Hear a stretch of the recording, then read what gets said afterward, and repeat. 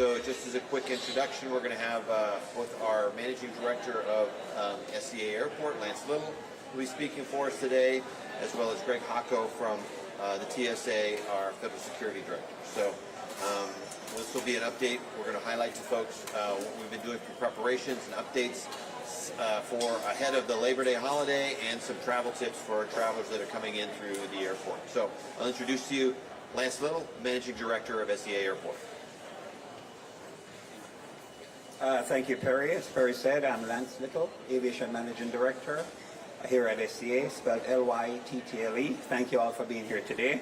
First, I'd like to affirm that Seattle-Tacoma International Airport and the Port of Seattle's maritime facility remains open and operating.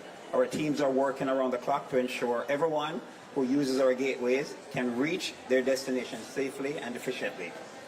The investigation into the cyber attack is ongoing, and the port will provide appropriate updates as they become available. Know that our teams are focused on safely testing and restoring our systems, and we continue to work closely with government and third-party partners to support that effort. Keeping operations running and getting information out to our community and passengers is also a top priority. We'd like travelers to know that we're putting out regular communications and travel tips on our social media channels, including X, Facebook, Instagram, Threads, and YouTube. The port's website is also being temporarily redirected to a landing page on the Washington Public Ports Association website, so thanks to WPPA. This site holds all the latest updates and ways to contact customer support, both here at SCA and at our cruise terminals. Operationally, everything is running close to normal, and there have been limited flight cancellations since Saturday.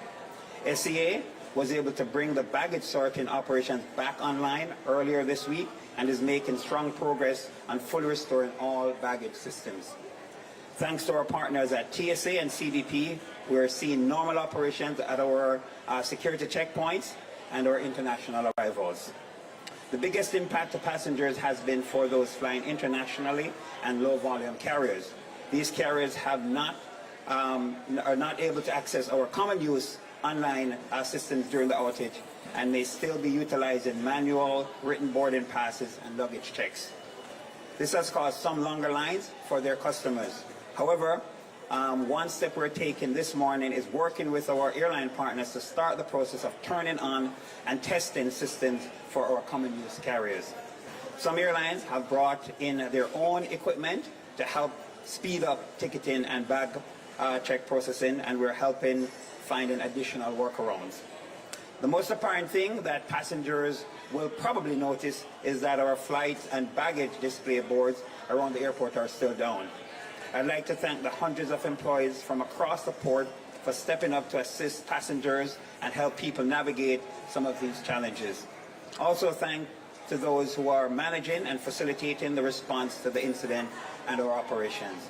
Lastly, thanks you, the passengers, for your patience as we work to fully restore our systems. We are ready to welcome you for the busy upcoming weekend and wish everyone a safe travel. I'll be back with some travel tips, but at this time I'd like to introduce Greg Hocko, our Federal Services Director for Washington State. Thank you, Lance. Greg Hocko, I'm the Federal Security Director for the TSA. I oversee the 9 airports across the state. We're already in the beginning of what is going to be our busiest Labor Day travel period of the history of this airport. In the period that will run through Wednesday, we're going to screen just over 500,000 passengers. And when that happens, that means we're going to screen over 1 million bags through our checkpoints and through our checked baggage. So it's important that people plan prior to coming to the airport. Take the time to check your bags before you start packing. Ensure that you do not have any prohibited items, any liquids, gels, or aerosols that are over 3.4 ounces. All of that can go in a checked baggage, but with everything happening, we understand that people are more likely to bring carry-on bags. So please double check. That includes for firearms. This morning, we had another firearm detected here at the airport behind us. That brings us to 129 firearms in 2024 to date across the state of Washington. People continue to travel with firearms, and we need to ensure that people check their bags prior to coming so that we can ensure that everyone that travels through this airport is safe. Also, please, if you can, print your boarding pass at home prior to coming to the airport. Or you can use your airline's mobile app to use a mobile boarding pass. We can still screen all of those with no issues. We're fully prepared and well staffed for the weekend to meet the expectations of TSA with our wait times, and we will continue to operate with our robust screening procedures. Thank you. Thank you, Greg. Again, just a few travel tips. I'd like to emphasize that the airport is open and operating, and it's safe to travel through the airport. Our busiest days will be this Labor Day. Holiday period will be Friday, Monday, and Tuesday. It's been a busy summer, as Greg just mentioned. At SCA, as a record for the largest passenger day, volume day ever was broken twice in August. Those numbers are not expected to be surpassed for the holiday, but it will still be very busy here. Most people will not notice too much of a difference to their experience. Aircraft are arriving and departing as normal and have been throughout this entire situation. Travelers are also able to use the Spot Saver, SCA Spot Saver program to schedule their security screening. Our dining and retail tenants and our Order SCA program are all operating normally as well. The biggest travel tips right now, to reiterate what Greg just said, utilize the airline website and apps to do as much as you can in the check-in process from home, including obtaining your boarding pass. Plan on how you will get to the airport and how long it will take you to get to the terminal. Be in the terminal at least 2 hours before your domestic and 3 hours before your international flight. If you're flying an international carrier or one of the smaller carriers, give yourself extra time if you need to check a bag or obtain a boarding pass, as some of them are still utilizing manual processes. Finally, know we're here to help. Look for the port staff members in green shirts or vests. They'd be glad to help you find where you need to go. So thank you for being here. At this time, we'll take a few questions.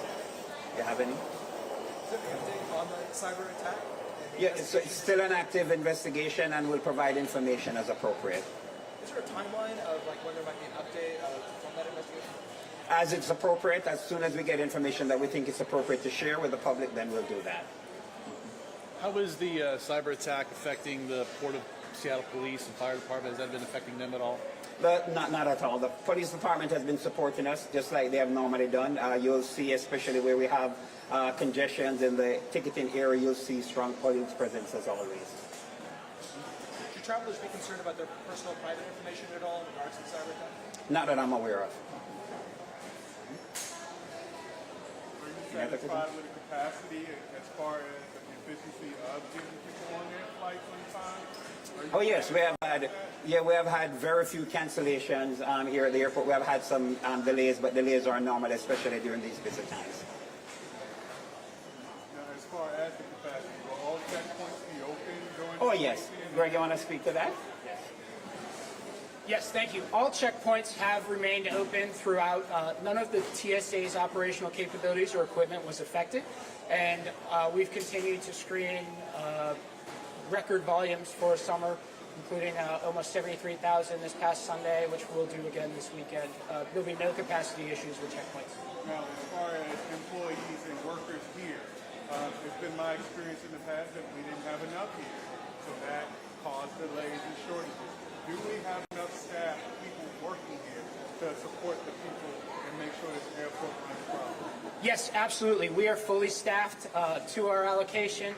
We have been throughout the year. We have done a lot of work with our hiring, working with our headquarters and working with contractors to help speed up the hiring process and streamline it. We are at our allocation, and we will have no issues meeting the demand. If I could also just add to that, in addition to our volunteers that we normally have at the airport, in addition to our contractors that we normally have at the airport and our pathfinders, we actually have staff members volunteered. Since this has started, we have had more than 700 of our employees that have volunteered to assist with travel through the airport. Okay? who's investigating the attack? We have industry experts that are working with us both at the government level and also industry experts at the local level as well. We can't say who they are. Okay?